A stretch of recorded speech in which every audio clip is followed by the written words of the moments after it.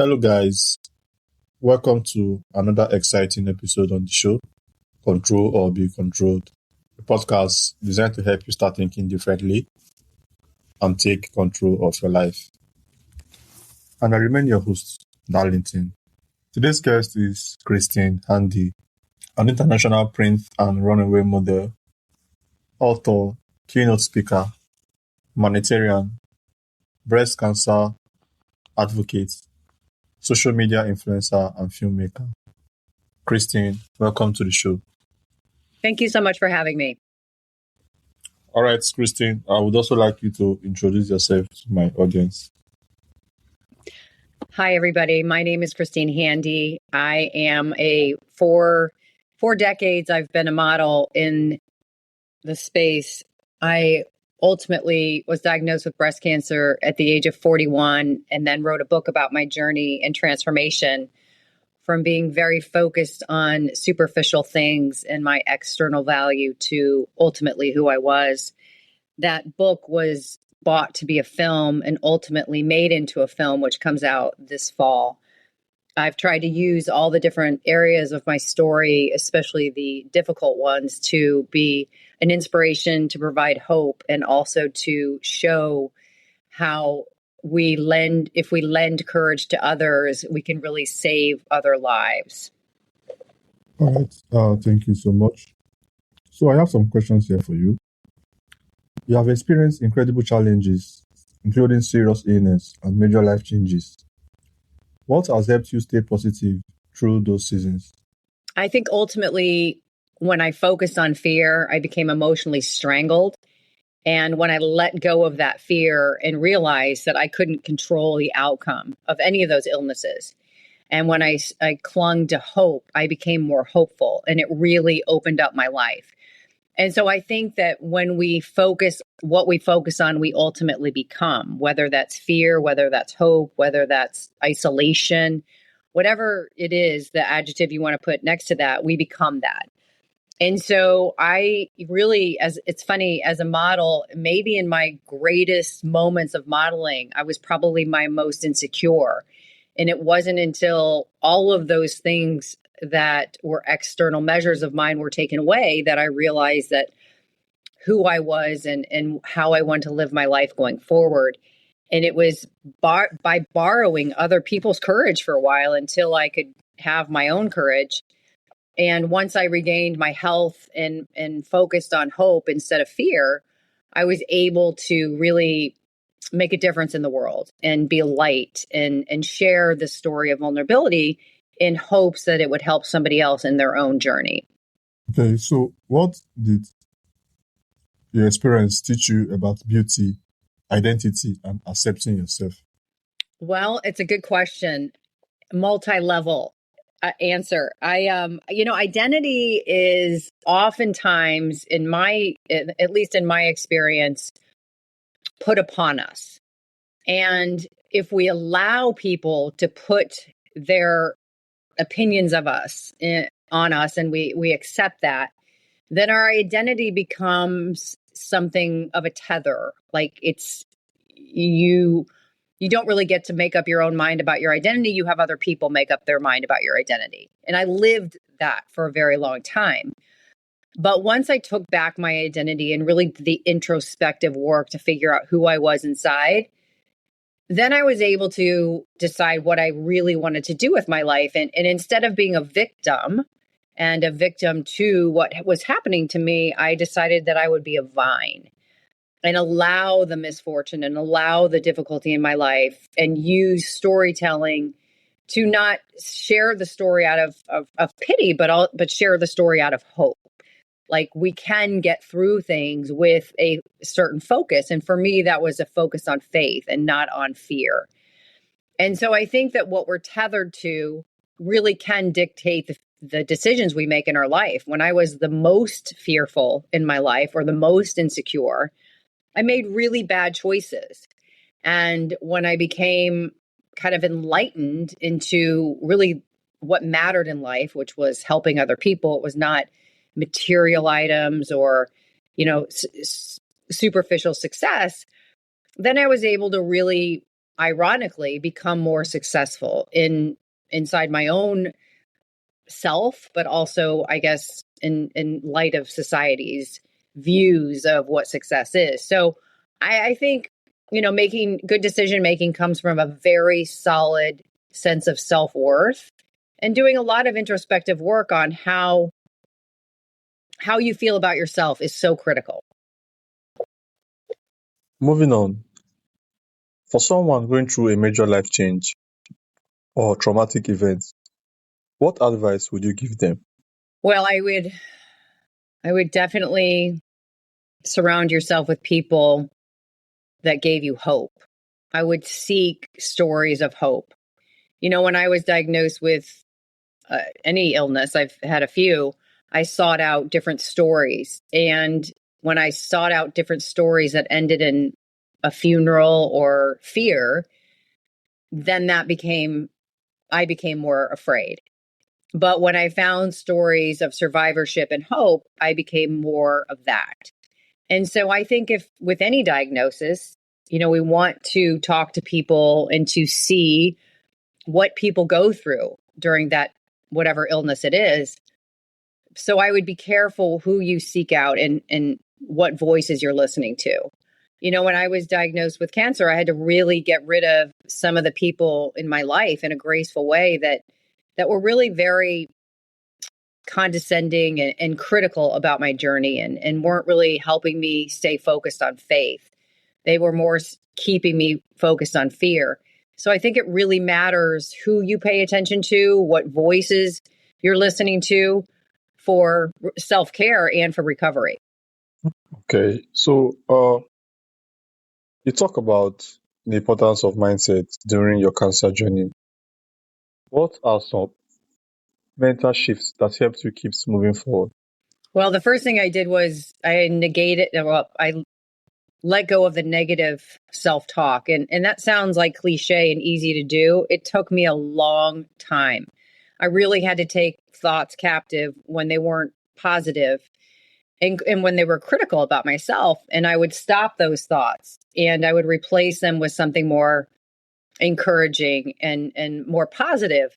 Now, that's a very long process and it's a daily process.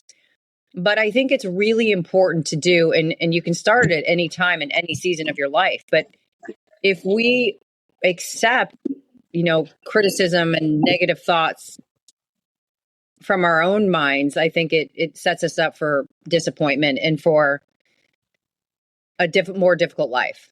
All right, thank you. So, you share such a vulnerable part of your life through your book and now through film. What has it been like allowing the world to see your story? Well, I'm really trying to change the narrative of film when it deals with cancer, because so often I feel like cancer films have been portrayed as a death sentence. And I think that is obviously one narrative, but there's a very bigger, larger narrative that's called survivorship and survival. And so I'm trying to change that narrative to be more available for people to see a movie about survivorship in cancer. That's really my goal. Okay, so your story has consequences and difficult moments as well as inspiring ones. What are some challenges that come with being so open publicly? Well, it's it's a very good question.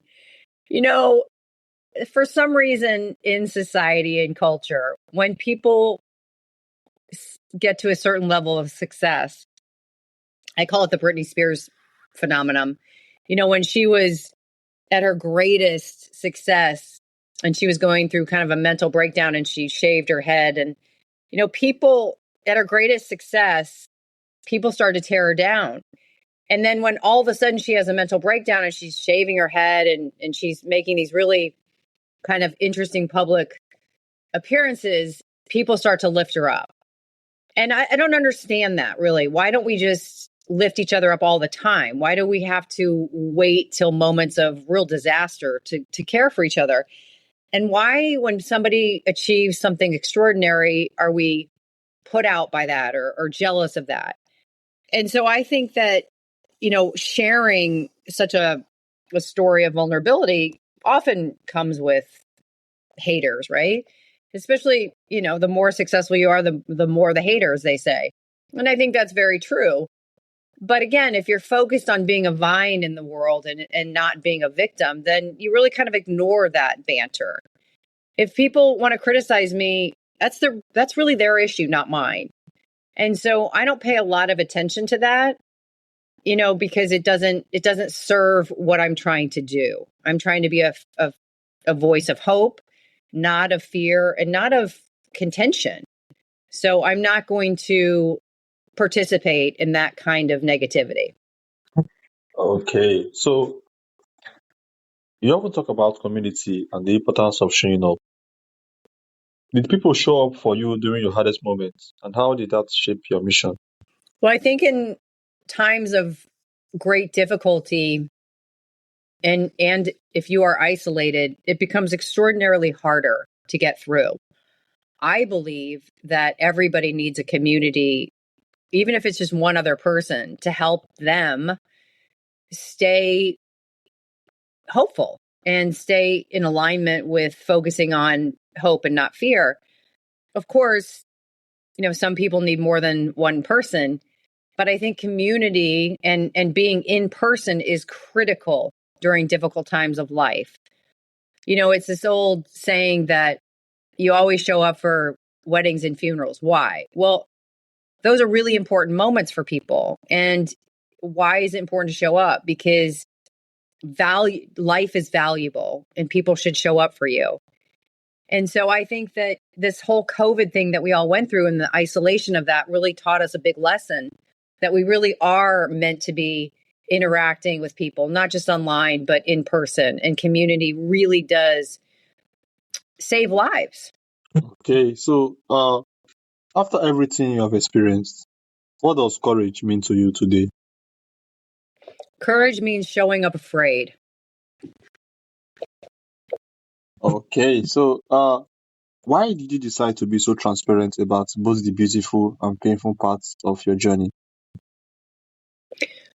Well, I didn't think there were enough people doing that. I think social media can be incredibly valuable, but I think so often people put up highlight reels of their best moments in life. And don't get me wrong, I've had great moments, but I've also had really dark moments. And I think that it's important to show both, because if you don't, then you have these young people who believe that people have, these grandiose lives, which isn't really true. Everybody goes through difficulty. Nobody's immune to that.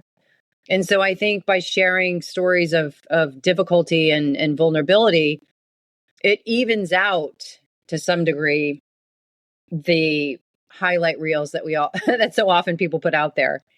I think it's more important to hear stories of truth than stories of fluff. And I think we need more stories of truth these days. All right, so what message would you leave for someone who feels like their life has changed in a way they never expected? Yeah, that's a tough question. I think that for me, when I was going through the most challenging seasons of my life, I had to remind myself that it was only a season, that season would end and that things would get better. And if that is your mindset, then you're putting that out into the world that actually could happen. If your mindset is that you're never going to get out of the situation, then more than likely you won't. And so I think mindset is so critical, and self-talk is critical, and who you listen to is critical. Even podcasts, what podcasts you listen to. And so I think all of that everybody's ingesting, right? We're all ingesting all this media and all these voices. I think it's important to remember, pick the ones that provide hope and light and not highlight reels and darkness. All right, Christine. So, is there one question you wish I would have asked you about your journey that I have not asked you? No, I think you asked great questions. I will say this, that I think oftentimes we give other people grace in our lives. And I think it's important to remember to give yourself grace. It'll make the days a little bit easier, especially the hard days. All right, Christine, thank you so much. Thank you for sharing such a powerful story of resilience, vulnerability, and courage. Your journey is a reminder that transformation often comes through the moments we never would have chosen, but those moments can reveal strength, purpose, and a deeper understanding of who we truly are. Through your advocacy, writing, modeling, and storytelling, you continue to show people that our scars do not define us. You can become part of the story that inspires others. So for those that would like to learn more about your work, to learn more about the book Walk Beside Me and the upcoming film Hello Beautiful, how can they do that? Great place to start would be social media. So as an example, Christine Handy 1 on Instagram. I share a lot about updates for the film and the book, and I try to show more than highlight reels on that. All right. So once again, thank you so much. And thank you to all my listeners for taking out your time to be here today. It has been a pleasure on the show, and I wish you guys a wonderful day ahead. Make sure to check out Christine's work, and I'm very sure her story has inspired and will inspire a lot of people. So do well to share this episode with other people if this episode is speaking to you. Once again, have a very wonderful day ahead. Thank you, Christine Handy, for coming to my show. Thank you so much for having me on.